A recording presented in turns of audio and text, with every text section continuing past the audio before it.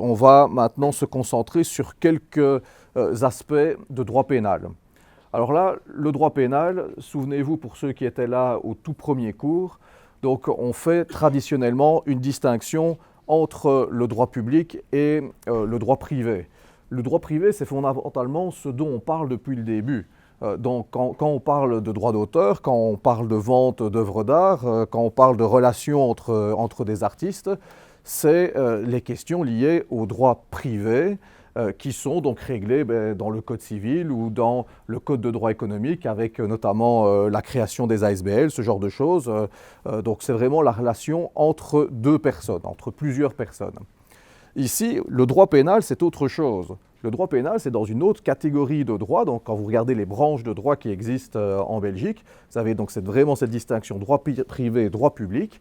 Et le droit pénal est donc au sein du droit public. C'est-à-dire qu'on se penche ici sur la manière dont l'État fonctionne, avec notamment les règles en droit administratif, notamment en droit fiscal, là, c'est le lien entre la fiscalité et les particuliers. Mais aussi lorsque vous avez des particuliers, des individus qui font des choses qu'ils ne devraient pas faire, qui font des bêtises, pour le dire de manière très paternaliste, à ce moment-là, c'est toute la problématique du droit pénal qui va s'appliquer parce que ça veut dire que lorsque vous commettez une infraction pénale, vous causez un dommage à la société et ce dommage doit donc être réparé. Alors quels sont les types d'infractions que l'on rencontre habituellement ? Pas vraiment dans le secteur culturel, mais plutôt sur le marché de l'art, forcément, une œuvre d'art, ça se vole très facilement. Du coup, un vol, c'est comme pour toutes les autres infractions pénales, c'est à chaque fois un ensemble de conditions qui doivent être prouvées. Pour pouvoir condamner quelqu'un au niveau pénal, on doit vérifier si les conditions d'application des articles du Code pénal sont remplies. Et c'est ça que fait un juge d'instruction. Donc le juge d'instruction, c'est la personne qui mène l'enquête. Il va essayer de rassembler un ensemble de preuves, de faisceaux concordants qui vont pouvoir nous permettre de considérer que les conditions d'application d'un article sont rencontrées.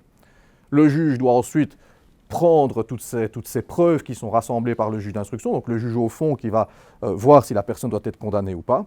Et s'il estime que les preuves qu'on lui montre sont suffisantes pour se dire « tiens, les conditions d'application de l'article sont rencontrées », hop, alors il y a condamnation et la personne assume, va en prison ou paye son amende, voire les deux. Du coup, en fonction du problème que l'on rencontre, on va avoir des conditions d'application différentes. Ici, c'est vraiment une évocation du mode de fonctionnement du droit pénal. Donc, on ne va pas rentrer dans beaucoup de détails, mais je vais quand même illustrer un petit peu le propos avec quelques cas de figure, dont certains sont beaucoup plus courants. On va le voir dans les secondes qui suivent, dans les minutes qui suivent. Donc, premier cas de figure, le vol. Chacun sait ce qu'est un vol. Quand vous lirez dans votre code, dans votre recueil de texte, l'article 461 du Code pénal, vous verrez qu'on vous parle d'une action donc, de soustraire quelque chose qui appartient à autrui de manière frauduleuse. Donc on a trois conditions. Et il faut donc, quand on a un problème de vol, s'assurer que les trois conditions sont remplies. Donc ça veut dire soustraire de manière frauduleuse quelque chose qui appartient à autrui. C'est relativement facile. On peut avoir après des conditions aggravantes, si le vol est fait pendant la nuit, si le vol est fait avec infraction, etc. Tout ça, ce sont des circonstances aggravantes qui ont des conséquences sur la peine, mais pas sur la qualification du vol. Autre chose qu'on rencontre régulièrement sur le marché de l'art, c'est les problèmes d'escroquerie. On fait le lien avec ce qu'on a vu la semaine dernière, avec le fait de savoir qu'on est en train de vendre une fausse œuvre d'art à quelqu'un d'autre. On a fabriqué un faux et on le vend à quelqu'un au prix fort. Et on sait que c'est un faux parce qu'on l'a fabriqué soi-même. On a vu des exemples la semaine dernière, souvenez-vous, les quelques images que je vous avais montrées. Bien là, l'escroquerie, donc, c'est le fait de se faire remettre quelque chose. Donc ça peut être une somme d'argent. Dans l'exemple où vous vendez une œuvre d'art qui est un faux à quelqu'un d'autre et que vous savez que c'est un faux, vous attendez de vous faire remettre quelque chose qui est en fait la contrepartie de la vente, à savoir la somme d'argent. Dans le but de vous l'approprier, à nouveau, vous recevez cet argent, c'est pour le garder pour vous. Donc la condition a priori est remplie, mais en mettant en œuvre des manœuvres frauduleuses. Des manœuvres frauduleuses, pour l'hypothèse de vente d'une œuvre qui n'est pas authentique. On l'a vu, ça peut être un faux certificat d'authenticité, ça peut être une fausse œuvre au sens strict. Et souvenez-vous, on avait vu que les faussaires mettent en place parfois toute une série d'éléments, de produits, d'un ensemble d'éléments pour faire croire que c'est vrai, alors que l'ensemble des éléments qu'ils vous montrent sont en réalité des manœuvres frauduleuses pour essayer de pousser la personne à payer le prix fort pour acheter cette fausse œuvre. Bon voilà, c'est ça la logique que l'on doit avoir. On a à chaque fois des conditions ici, se faire remettre une chose dans le but de se l'approprier en utilisant des manœuvres frauduleuses. Dernier élément, si vous êtes acteur du marché de l'art, donc que vous travaillez au sein d'une maison de vente ou en tant que marchand d'art, bien là, vous pouvez être amené à avoir des personnes qui vous contactent en vous disant « je voudrais que vous vendiez l'œuvre que j'ai ». Et vous dites, oui, pourquoi pas, je vais la mettre en vente. Et puis, quelques temps plus tard, quand une fois que la vente publique commence à être visible et qu'on fait un minimum de publicité par rapport aux œuvres qui sont vendues, vous recevez un petit courrier qui vous dit qu'en fait, cette œuvre a été volée 2 ans, 3 ans, 5 ans, 20 ans, 30 ans. On a déjà absolument tout vu en la matière. Et donc, vous vous rendez compte que c'est une œuvre volée. Et là, si vous poursuivez la mise en vente, alors que vous savez que c'est une œuvre qui viendrait potentiellement d'une infraction pénale, vous êtes coupable à ce moment-là de recel.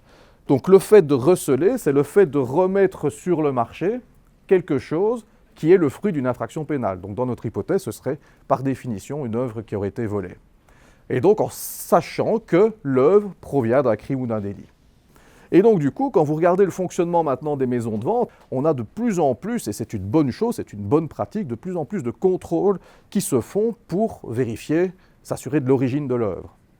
Parce qu'une œuvre n'est pas forcément volée. On a des sites en ligne qui vous permettent de savoir si des œuvres sont volées. Si vous pensez à The Art Loss Register, c'est un site en ligne qui vous permet de référencer, même vous en tant que particulier, vous pouvez y inscrire une œuvre qu'on vous a volée.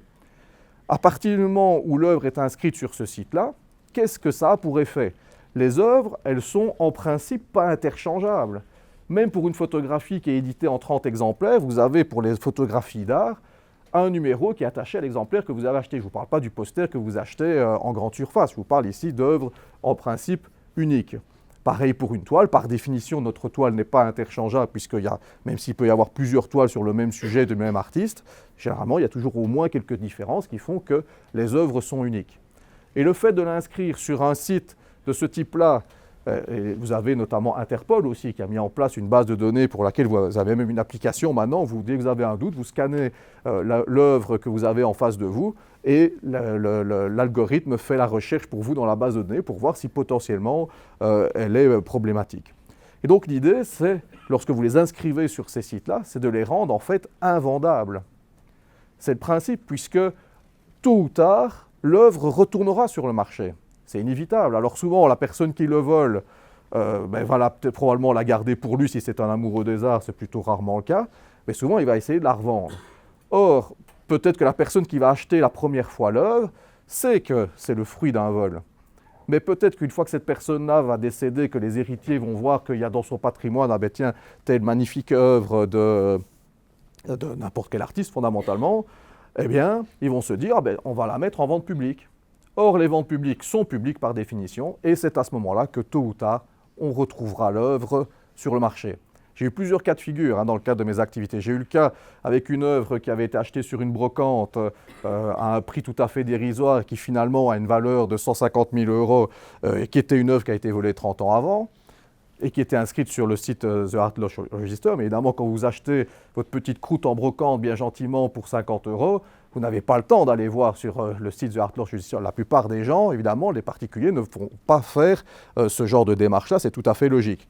Et c'est lorsque c'est la personne qui avait acquis cette œuvre-là qui décide de la remettre, de la proposer en vente plusieurs années, ou quelques temps plus tard, c'est la maison de vente elle-même qui fait la recherche et qui se rend compte, en fait, cette œuvre, elle est problématique. Mais pourtant, la personne qui l'avait acquise était tout à fait de bonne foi, puisque quand vous l'achetez sur votre brocante, vous ne vous dites pas que cette œuvre-là en particulier a pu être volée. On avait eu le cas aussi avec donc ça c'était l'œuvre d'une brocante, on a eu le cas aussi avec des œuvres qui ont été exportées illicitement. Donc elle quitte différents pays, hein, donc l'actualité nous montre en permanence des pays où il y a des exportations illicites d'œuvres d'art pour le moment, et ça se fait depuis des dizaines d'années. Et puis finalement, cette œuvre qu'on voudrait acheter à un moment donné s'avère être exportée illégalement alors qu'elle est proposée en vente sur le marché. Et donc là, c'est toute la question de savoir si le marchand qui le fait est potentiellement un receleur ou pas. C'est toute la question donc de savoir est-ce que l'on connaît l'origine illicite de notre œuvre. Donc du coup, le recel, c'est vraiment, doit tenir compte de la possibilité pour la personne qui met en vente d'avoir conscience de l'origine illicite de l'œuvre à laquelle il est confronté. Donc voilà la logique que l'on va avoir lorsque on applique les règles de droit pénal, ici plutôt au marché de l'art. Pour le secteur culturel, c'est assez rare de voir ce genre de règles.